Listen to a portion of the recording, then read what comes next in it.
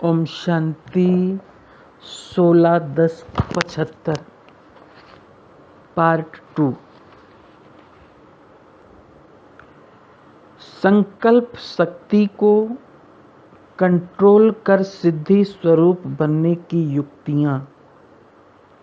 ज्ञानवान और योगी वत्सों को संगठन रूप से एक संकल्प और एक विचार वाला बनने की विधि बताने वाले बाप दादा बोले, सदा बाप समान निराकारी स्थिति में स्थित होते हुए इस साकार शरीर का आधार लेकर इस कर्म क्षेत्र पर कर्मयोगी बनकर हर कर्म करते हो, जबकि नाम ही है कर्मयोगी। ये नाम ही सिद्ध करता है कि योगी हैं, अर्थात निराकारी आत्मिक स्वरूप में स्थित होकर कर्म करने वाले हैं। कर्म के बिना तो एक सेकंड भी रह नहीं सकते। कर्मेंद्रियों का आधार लेने का अर्थ ही है निरंतर कर्म करना। तो जैसे कर्म के बिना रह नहीं सकते, वैसे ही याद अर्थात योग के बिना भी एक सेकंड रह नहीं सकते। इसलिए कर्म के साथ योगी नाम भी साथ साथ ही है। जैसे कर्म स्वतः ही चलते रहते हैं, कर्मेंद्रियों को नेचुरल अभ्यास है, ऐसे ही बुद्धि को याद का नेचुरल अभ्यास होना चाहिए। इन कर्मेंद्रियों का आदि अनादि अपना अपना कार्य है।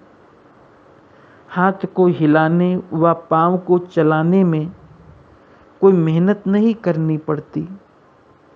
उसी प्रमाण ब्राह्मण जीवन का तथा इस संगम युगी जीवन में बुद्धि का निजी कार्य व जन्म का कार्य याद है। जो जीवन का निजी कार्य होता है वो नेचुरल और सहज होता है। तो क्या ऐसे अपने को सहज कर्म योगी अनुभव करते हो या मुश्किल लगता है? अपना कार्य कभी भी मुश्किल नहीं लगता, दूसरे का मुश्किल लगता है। ये तो कल्प कल्प का अपना कार्य है। फिर भी यदि मुश्किल लगता है, अर्थात निरंतर कर्म योगी स्थिति अनुभव नहीं होती है, तो इसका कारण क्या है? अगर योग नहीं लगता तो अवश्य ही इंद्रियों द्वारा अल्पकाल के सुख प्राप्त कराने वाले और सदा काल की प्राप्ति से वंचित कराने वाले कोई न कोई भोग भोगने में लगे हुए हैं। इसलिए अपने निजी कार्य को भूले हुए हैं। जैसे आजकल के संपत्ति वाले व कलयुगी राजा जब भोग विलास में व्यस्त हो जाते हैं, तो अपना निजी कार्य राज्य करना व अपना अधिकार भूल जाते हैं। ऐसे ही आत्मा भी भोग भोगने में व्यस्त होने के कारण योग भूल जाती है, अर्थात अपना अधिकार भूल जाती है। जब तक अल्पकाल के भोग भोगने में मस्त हैं, तो जहाँ भोग है वहाँ योग नहीं। इसी कारण मुश्किल लगता है। वर्तमान समय माया ब्राह्मण बच्चों की बुद्धि पर ही पहला वार करती है। पहले बुद्धि का कनेक्शन तोड़ देती है। जैसे जब कोई दुश्मन वार करता है तो पहले टेलीफोन, रेडियो आदि के कनेक्शन तोड़ देते हैं, लाइट और पानी का कनेक्शन तोड़ देते हैं, फिर वार करते हैं। ऐसे ही माया भी पहले बुद्धि का कनेक्शन तोड़ देती है, जिससे लाइट, माइट, शक्तियाँ और ज्ञान का संग ऑटोमेटिकली बंद हो जाता है, अर्थात मूर्छित बना देती है। अर्थात स्वयं के स्वरूप की स्मृति से वंचित कर देती है, वह बेहोश कर देती है। उसके लिए सदैव बुद्धि पर अटेंशन का पहरा चाहिए, तभी निरंतर कर्मयोगी सहज बन पाएंगे। ऐसा अभ्यास करो जो जहाँ बुद्धि को लगाना चाहें वहाँ स्थित हो जाएं। संकल्प किया और स्थित हुआ। ये रूहानी ड्रिल सदैव बुद्धि द्वारा करते रहो। अभी अभी परमधाम निवासी, अभी अभी सूक्ष्म अव्यक्त फरिश्ता बन जाएं और अभी अभी साकार कर्मेंद्रियों का आधार लेकर कर्मयोगी बन जाएं। इसको कहा जाता है संकल्प शक्ति को कंट्रोल करना। संकल्प को रचना कहेंगे और आप उसके रचयिता हो। जितना समय जो संकल्प चाहिए उतना ही समय वो चले। जहाँ बुद्धि लगाना चाहे वहाँ ही लगे। इसको कहा जाता है अधिकारी। ये प्रैक्टिस अभी कम है, इसलिए ये अभ्यास करो। अपने आप ही अपना प्रोग्राम बनाओ और अपने को चेक करो कि जितना समय निश्चित किया क्या उतना ही समय वो स्टेज रही।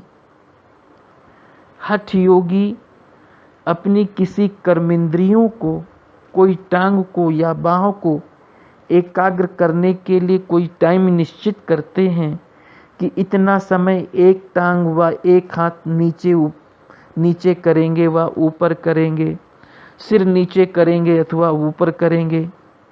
लेकिन ये रॉन्ग कॉपी की है। बाप ने सिखाया है बुद्धि में एक संकल्प धारण करके बैठो। उसकी उल्टी कॉपी कर एक टांग ऊपर कर लेते हैं। बाप कहते हैं कि एक संकल्प में स्थित हो जाओ, वो फिर एक टांग पर स्थित हो जाते हैं। बाप कहते हैं कि सदा ज्ञान सूर्य के सम्मुख रहो, विमुख ना बनो, वो फिर स्थूल सूर्य के तरफ सम्मुख करके बैठते हैं। तो उल्टी कॉपी कर ली है ना। यथार्थ बुद्धि योग का अभ्यास तुम अभी सीख रहे हो। आप अधिकार से करते हो, वो हठ से करते हैं, आप अधिकार से करते हो। इसलिए वो मुश्किल है, ये सहज है। अभी उसके अभ्यास को बढ़ाते जाओ। एक सेकंड में सब एक मत हो जाएं। जब संगठन का एक संकल्प, एक स्मृति होगी और सबका एक स्वरूप होगा, तब इस संगठन की जय जयकार का नाम वाला होगा। जैसे स्थूल कार्य व सेवा में विचारों का मेल करते हो, अर्थात सब एक विचार वाले हो जाते हैं, तभी कार्य सफल होता है। ऐसे ही संगठन रूप में सब एक संकल्प स्वरूप हो जाएं। बीज रूप स्मृति, चाहे वो स्थिति स्मृति, चाहे वो स्थिति, चाहे बीज रूप स्मृति, चाहे वह स्थिति, चाहे सब बीज रूप में स्थित हो जाएं। ऐसे जब एक स्मृति स्वरूप हो जाएंगे, तब हर संकल्प की सिद्धि अनुभव करेंगे। जो सोचेंगे और जो बोलेंगे वही प्रैक्टिकल में देखेंगे। इसको कहते हैं सिद्धि स्वरूप। उसे एक साथ में ही अंगुली देना, ये संकल्प ही अंगुली है। तो अभी ऐसे प्रोग्राम्स बनाओ। संगठन रूप में एक स्मृति स्वरूप होने से वायुमंडल पावरफुल हो जाएगा। लगन की अग्नि की भट्ठी अनुभव होगी, जिसके वाइब्रेशंस चारों ओर फैलेंगे। जैसे एटम बम एक स्थान पर छोड़ने से चारों ओर उसके अंश फैल जाते हैं, वो एटम बम है और ये आत्मिक बम है। इसका प्रभाव अनेक आत्माओं को आकर्षित करेगा और सहज ही प्रजा की वृद्धि हो जाएगी। जैसे उस एटम बम का बहुत काल के लिए धरनी पर प्रभाव पड़ जाता है, वैसे ही चैतन्य जीवन की धरनियों पर बहुत करके बेहद के वैराग का प्रभाव पड़ेगा, इसलिए सहज प्रजा बन जाएगी। अच्छा, ऐसे रूहानी ड्रिल के अभ्यासी, सदा अधिकारी, विश्व कल्याणी, हर संकल्प को सिद्ध कर सिद्धि स्वरूप आत्माओं, ऐसे बाप समान प्रकृति को भी अधीन कर चलाने वाले ऐसे सर्व समर्थ बच्चों को बाप दादा का याद प्यार और गुड मॉर्निंग। ओम शांति।